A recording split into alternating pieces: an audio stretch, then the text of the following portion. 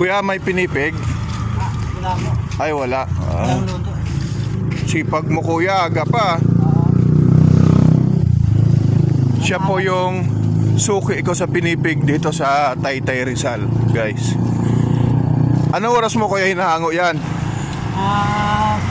2:30. 2:30? Ah. 2:30 hinahango mo na. Tapos ibibenta mo na rito sa Tikling, no?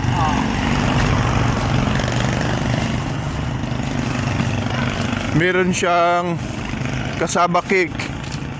Ano pa yung mga pangalan kuya ng mga kakanin mo? Kasaba, bibingka, kasaba cake, kasaba makapuno, kasaba pichi, kutsinta, ubi pandan, sapin-sapin, kalamay.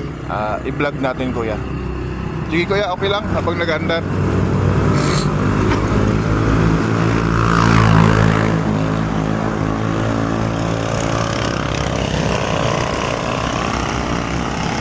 Ilang taon ka na kuya nagtitinda ng kakanin? 20 years na.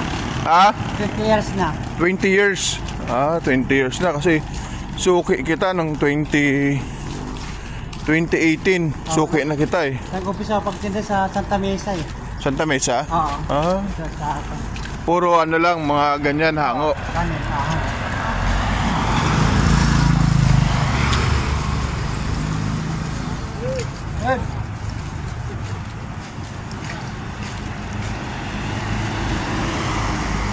Dito lang din yan kuya galing sa Kainta. sa Kainta galing. Imagine no, mag-alas 5 pa lang tulak ka na ng kariton. Dadalhin mo dito sa may Tikling. Pero hinango mo yan sa Kainta alas 2:30. 2:30. Grabe no, sipag ni kuya. Kailangan magsipag. Oo. Magkano man kinikita mo sa isang araw kuya? Minsan naabot ng 1.5. Isang araw, 1,500. Ay, dami. Tsaka siguradong masarap. Yan yung mga specialty ng Kainta. Ano eh, kakanin. Medyo madilim pa sa area na to guys.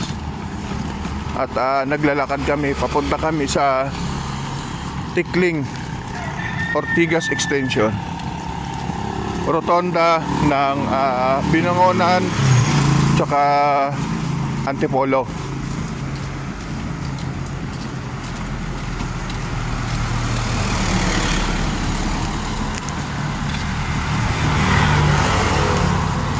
Grabe no, more than 20 years ka na kuya nagtitinda no?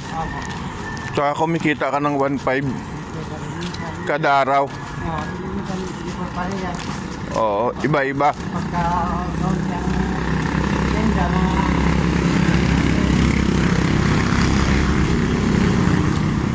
marami tinda yan.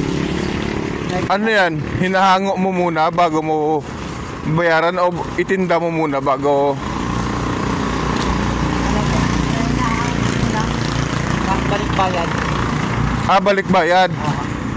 So hanguin mo lang, tapos ibigay mo na yung bayad pagka maubos. Oo. Maganda. So kumbaga wala kang punan no. Tapos ibabalik mo na lang pagkatapos. Oo. Umaga paghangin doon. Bayad na. Panibago na.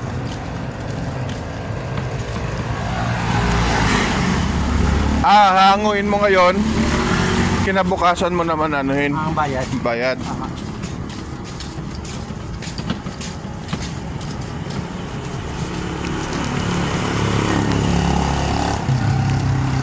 Ilang anong nilalakad mo? Ilang oras nilalakad mo? Gamit ang karton mula Kainta papuntang Taytay. Mga isang oras na higit. Mali ka na eh. Isang oras. Mga isang oras. papunta doon sa Kalpa.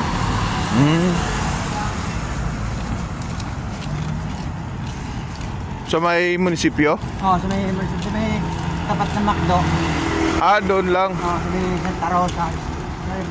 Doon ang ano mo, Malapit diyan kita.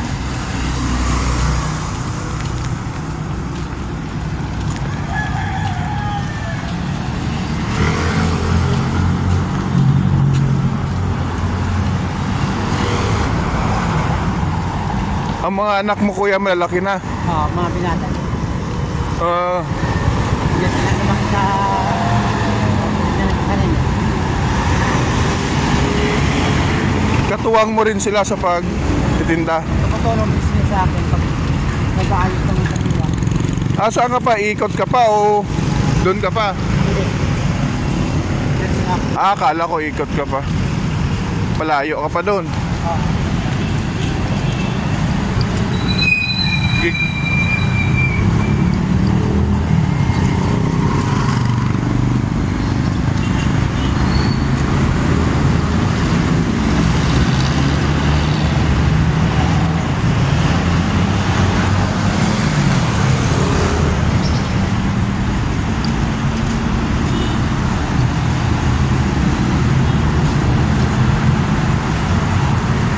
Pagod din.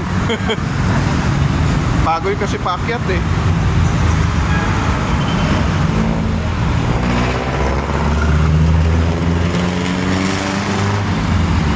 Ayan, napagod si kuya kasi medyo paakyat din, mabigat din yung ano niya, dala niya.